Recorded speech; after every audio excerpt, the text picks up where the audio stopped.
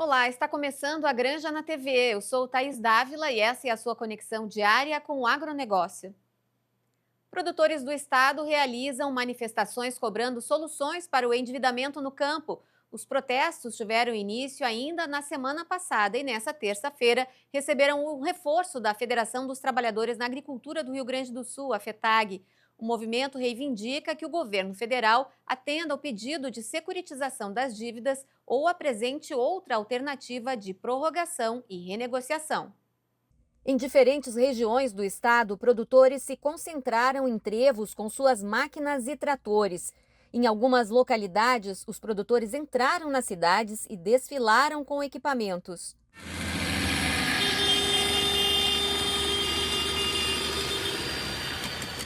Em São Pedro do Sul, a mobilização foi intensa e reuniu centenas de produtores de diversas localidades. Além de protestar, os produtores entregaram panfletos e explicaram a situação à população.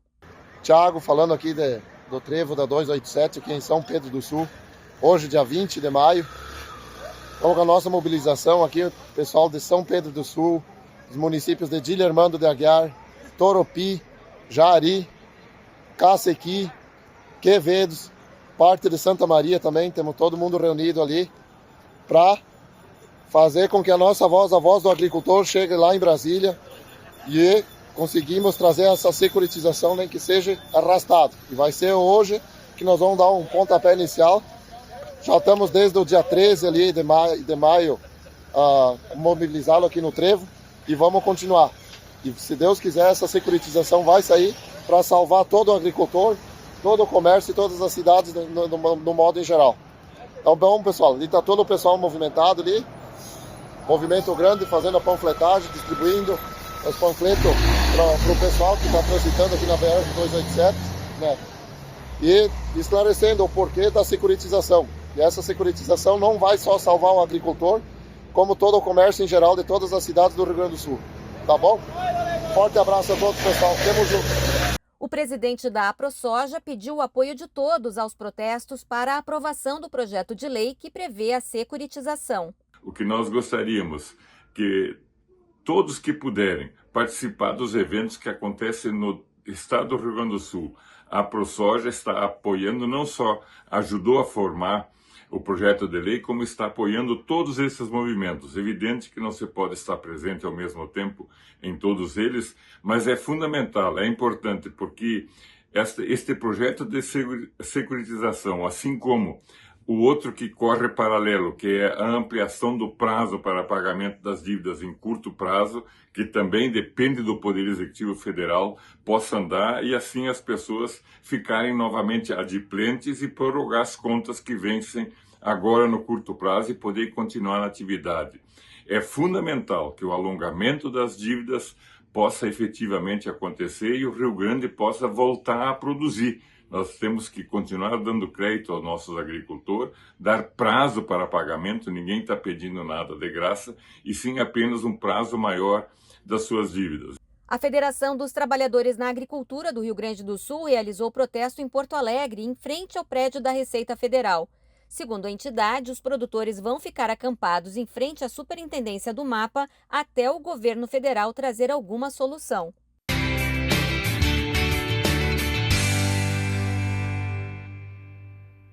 Todas as condições que aparecem em relação ao caso de influenza aviária em granja comercial no Rio Grande do Sul, a mais impactante e que chama a atenção do mundo inteiro é a questão comercial. O Brasil é o maior exportador mundial de carne de frango e o protocolo inicial de países como a China e do bloco da União Europeia é a suspensão das exportações. Conosco aqui no programa A Granja na TV, o presidente executivo da Associação Gaúcha de Avicultura, José Eduardo Santos. Tudo bem, Eduardo?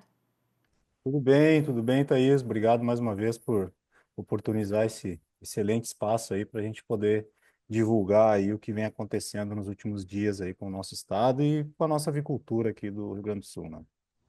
Antes da gente chegar no ponto de falar sobre o caso em si, queria que você contextualizasse o tamanho da avicultura do Rio Grande do Sul hoje, tanto na produção de carne como de ovos e também de genética. Bom, Thaís, o Rio Grande do Sul hoje ele se mantém, né, entre os três principais produtores de carne de frango, né, ficando na terceira posição, né, atrás aí de Santa Catarina e Paraná, né, participa aí com quase 15% da produção nacional, aí, produzindo quase 2 milhões de toneladas de carne de frango por ano, né. O Rio Grande do Sul é o terceiro maior exportador, né, do Brasil, hoje participando com 15% das exportações e também exportando para o leque aí de quase 150 países, né? Aliás, Rio Grande do Sul, Santa Catarina e Paraná detêm quase 80% das exportações brasileiras. Veja a importância do sul do Brasil aí no cenário avícola, né?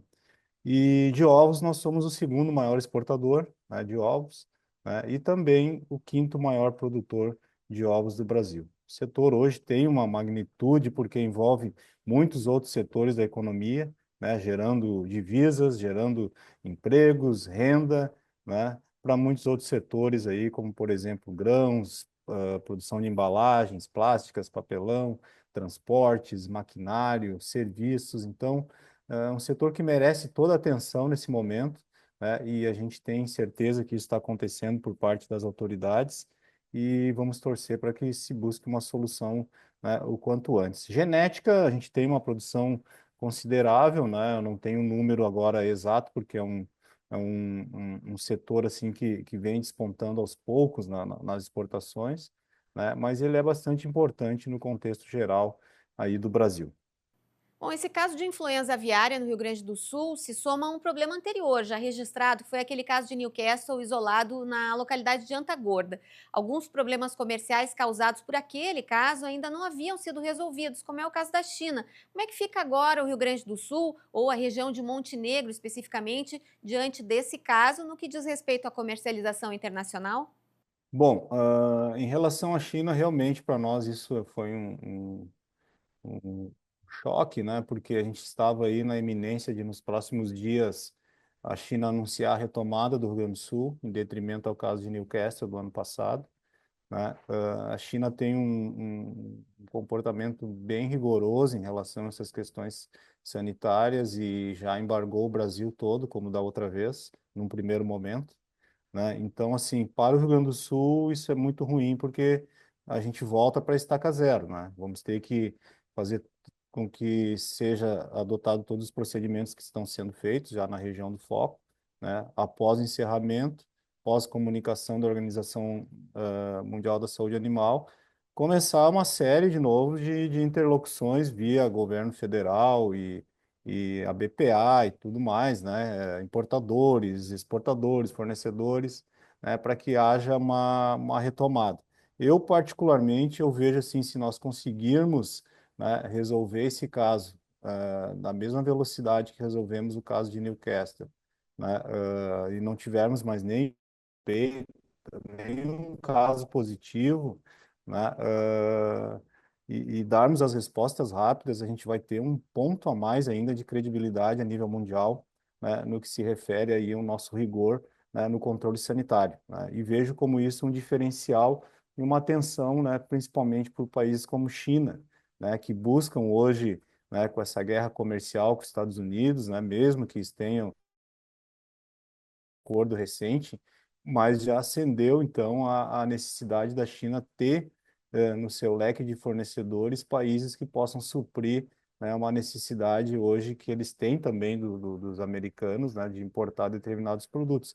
Então, uma série de fatores que pode vir, né, acelerar essa retomada agora assim que resolvido o problema da influenza. Eu acredito particularmente que isso possa ter uma outra dinâmica, porque nós estamos vivendo um outro cenário e vamos comprovar, dentro do que está acontecendo agora, né, com toda a vistoria, com o empenho lá dos fiscais agropecuários do Estado, do Ministério da Agricultura, né, e se resolvendo isso em tempo rápido, e as respostas, os relatórios sendo apresentados, a gente vai estar num outro patamar ainda, né, de visibilidade, porque o mundo está de olho no Brasil. O Brasil participa com quase 40% do abastecimento de frango no mundo, né? Já teve as migratórias em 2023, né? Agiu com rapidez, teve insubsistência logo em seguida, agiu com rapidez, teve o Newcastle, agiu com rapidez. Então, tudo indica aí que a gente possa também se seguir essa mesma linha de termos um ponto a mais de atenção e credibilidade a nível mundial. Eduardo, no episódio de Newcastle, houve um cuidado em relação à estocagem desses produtos abatidos após o registro do caso. Como é que está agora a organização do setor, enquanto vocês aguardam a solução desse caso e uma eventual reabertura? Bom, a avicultura sempre teve essa condição, né, de se planejar a produção, né, de acordo com a demanda e de acordo com as situações, né, sempre pôde, né, buscar de forma rápida, né, até porque é um sistema, é um fluxo produtivo de um ciclo, digamos assim, um sistema produtivo mais não tão longo, né, como outros setores, né, é um ciclo produtivo mais curto, né? Então isso possibilita um replanejamento aí da produção. O que nós temos para esse momento? Nós já vimos 2024, né, com uma cautela na produção. Muitas indústrias, né, não produzindo com excedentes, nem fora da sua capacidade, no intuito de angariar mercados, até porque nós tivemos o problema das enchentes, né, que até hoje geram ainda dificuldades para muitas indústrias, né, na questão logística, na questão que tiveram que repor maquinários de aviários que foram destruídos. Depois tivemos a questão da situação da Newcastle, né, tudo isso gerou para o setor e para as indústrias uma cautela na produção. Então, nós já não vínhamos com uma produção, né, em excesso, né? Então, o que que acontece agora? Se redireciona para estoques, né? Isso já é uma logística emergencial nesse caso, né? Para os países que embargarem, né? Algumas que puderem redirecionar, que têm filiais ou matriz em outros estados, vão redirecionar, né? E também, né, nem todos os países vão embargar o estado do Rio Grande do Sul e o Brasil, né? Alguns vão se limitar a 10 quilômetros do foco, a 50 quilômetros, né? E vai permitir, então, que as indústrias continuem, que estão fora, continuem exportando. E tem mais um fator também, que só um dos potenciais importadores aí, que importa 30% quase do produto avícola gaúcho, né? Que é a China, importa 90% da sua produção são pés de frango, né? Pés de galinha, que é uma peculiaridade do continente asiático de consumir essa parte do frango, que não é a peculiaridade, né, aqui na região sul, no país, né? Se consome, mas em quantidades muito pequenas, né? Mas a China não, é 90% e é um consumo altíssimo, né? E isso, então, ou vai ser redirecionado para outros mercados ou vai ficar em estocagem. Isso vai nos garantir, nos primeiros 30 dias aí, uma certa estabilidade nos preços, né? Até o desdobramento aí, dos casos que a gente vem, em investigação. E no mercado interno, pode haver uma mudança dos preços, Eduardo? No mercado interno, vai seguir a mesma linha, né? A gente vem com uma certa ajuste aí na produção, né? Cada indústria individualmente de acordo com o seu nicho de mercado, né? Com o seu potencial de atender determinados mercados e com olho nessas situações, né? A gente vinha com preços bastante aquecidos aí, tanto na carne de frango quanto ovos, né? Deu uma estabilizada, porque a gente previa também um equilíbrio, né? Tivemos vários fatores que, né, culminaram nesse aumento aí, né? E fatores hoje que já não existem mais, como, por exemplo, as altas temperaturas, né?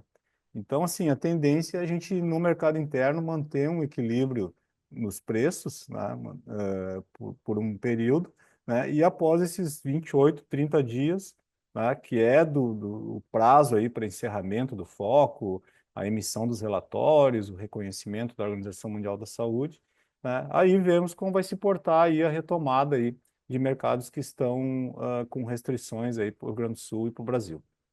Muito bem, Eduardo. Sempre importante falar sobre a segurança no consumo da carne de frango e de ovos, porque isso é uma curiosidade das pessoas e até mesmo quem atua nas granjas, nas cidades que têm produção de aves e ovos, é importante ter essa consciência.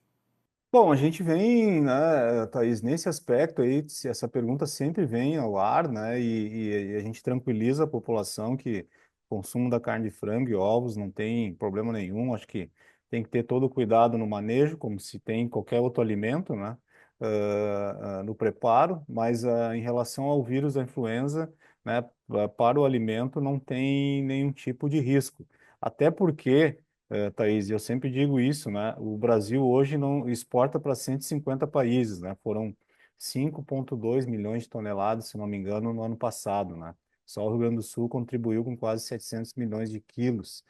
Que quer dizer isso, né? Que nesses países que já tiveram ou ainda têm casos expressivos de influenza, eles não deixaram de consumir, bem pelo contrário, eles vieram buscar no Brasil para poder continuar se alimentando, né? E a mesma coisa aqui no mercado interno, a gente deixa 60% da produção de quase 11 milhões de toneladas de carne de frango por ano, a gente deixa no Brasil, né? E ovos é a mesma linha. Então, assim, o consumo ele continua e a gente tem essa responsabilidade de atender o mercado interno e o mercado externo. Outro fator, né, que é importante a gente citar aí, né, é que além da questão das exportações e tudo mais, né, a carne de frango e ovos hoje sempre foi as proteínas de acesso mais, digamos assim, fácil ao consumidor, né, por ter aí essa produção em larga escala, né? E isso a gente vai continuar trabalhando além da inspeção que existe toda, né?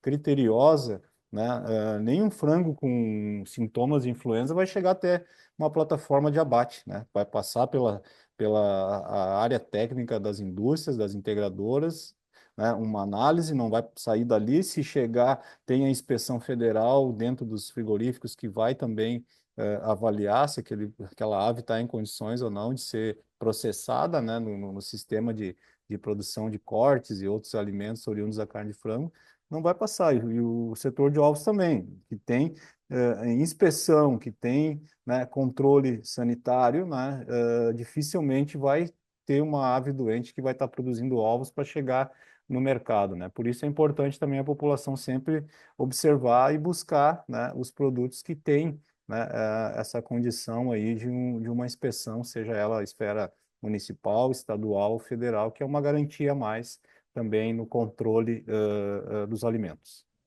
Para a gente encerrar, Eduardo, como é que está a organização dessa revisão de protocolos existentes com os países? Porque com grandes países produtores com problemas, a exemplo dos Estados Unidos, e o maior produtor mundial agora, que é o Brasil, como é que funciona essa negociação para alteração dos protocolos, restrição, digamos, das suspensões para o local mais próximo de onde houve o foco?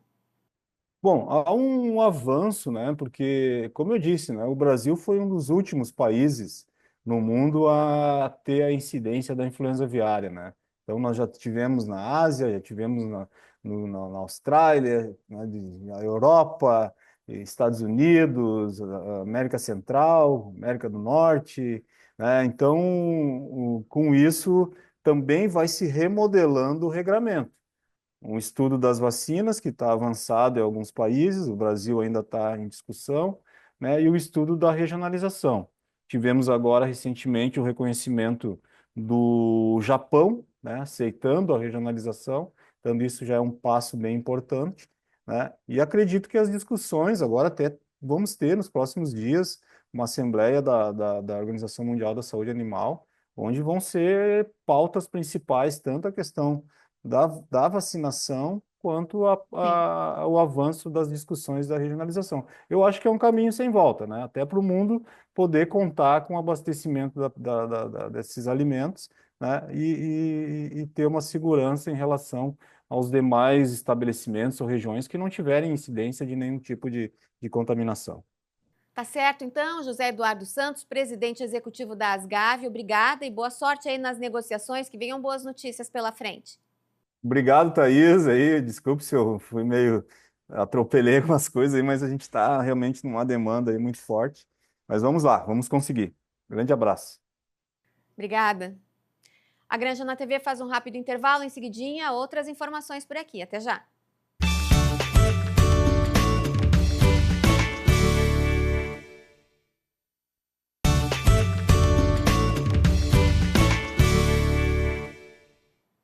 Estamos de volta com a Granja na TV. E o futuro do seu filho começa pela escola em que ele vai estudar. A rede de escolas da Ubra tem um recado para você. Matrículas abertas na rede de escolas da Ubra. Aqui, seu filho vive um mundo de novas possibilidades a cada dia. Faça parte de uma comunidade com experiências de ensino com humanidade para além do ambiente escolar.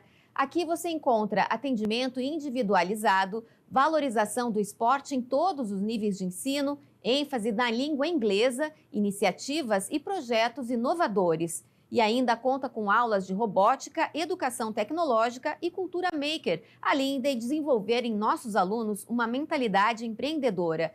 Tudo isso com preparação para vestibulares e Enem inserida no dia a dia, durante toda a jornada do aluno. Acesse ubra.br/escolas e agende sua visita agora mesmo. O Rio Grande do Sul conta com um fundo privado de sanidade animal que prevê a indenização de produtores que tiverem seus animais abatidos por causa de doenças com impacto comercial, como a influenza aviária. O setor de aves conta com uma reserva de 24 milhões de reais no fundo.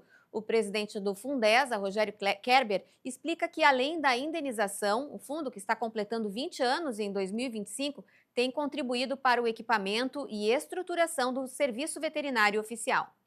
O sistema de indenizações, ele atende a uma determinação oficial de sacrifício ou abate sanitário de animais que tenham sido contaminados com alguma doença de notificação obrigatória e cujo abate e sacrifício foi determinado pela autoridade sanitária.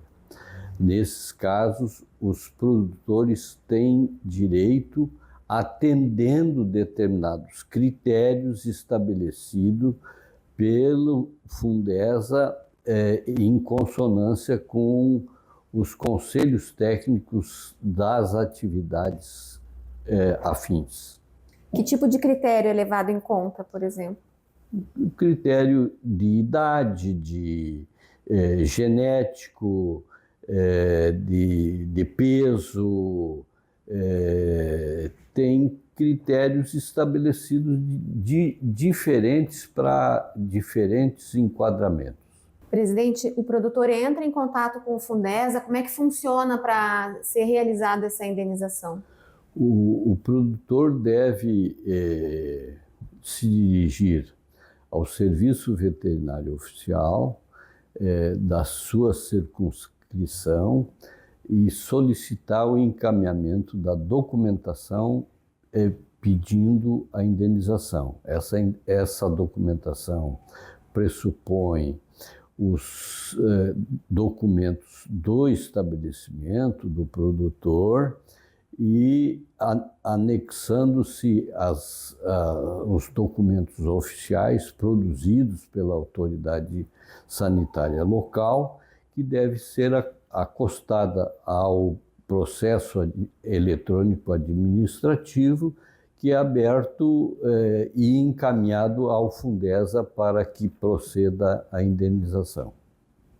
Qual é o valor do saldo que o Fundesa teria disponível hoje para a indenização de avicultores? Avicultores de corte têm 25 milhões, cerca de 25 milhões e 400 mil reais, e de produtores de ovo, 2 milhões e 500 mil reais disponíveis.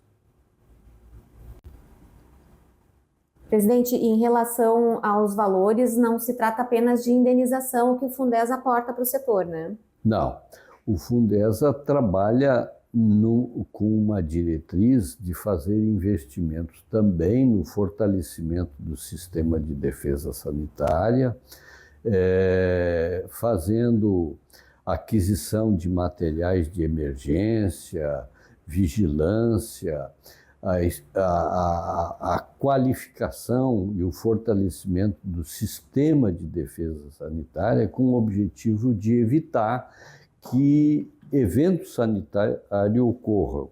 Evidentemente que, nesse caso da influenza aviária, é um evento que foge muito da normalidade, porque são transmitidas, essa doença é transmitida especialmente por aves migratórias e que não tem como evitar.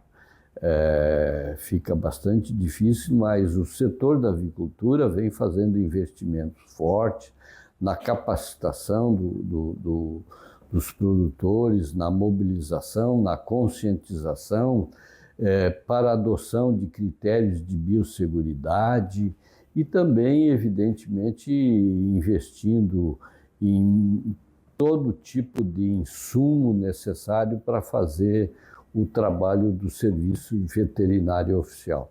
Bom, o Fundesa está completando 20 anos em 2025 e ele foi criado justamente diante de uma necessidade de agilizar os processos junto aos produtores. O senhor acredita que é isso que vai acontecer agora? Eu acredito que essa é uma tendência natural que agora estamos o Brasil está prestes a ser reconhecido internacional como livre de febre aftosa, todo o território nacional, e é preconizado a existência de fundos privados para fazer frente a determinada situação, a determinada emergência.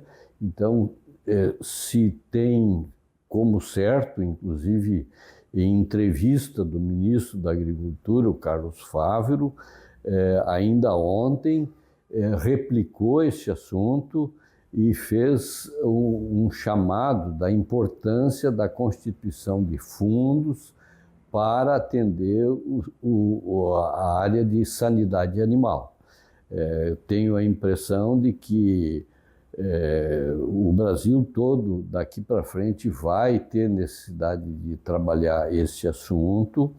O Rio Grande do Sul é um dos poucos estados que tem um fundo que funciona, que tem recurso disponível, que tem dado suporte ao Serviço Veterinário Oficial a todo o trabalho que vem sendo feito e, no caso da avicultura, os eventos sanitários de influenza aviária que ocorreram desde 2023, o foco de Newcastle, sempre teve a presença e o aporte de recurso do Fundesa. Valeu, Leandro. Até a semana que vem. A Granja na TV de hoje fica por aqui. A gente volta amanhã. Até lá.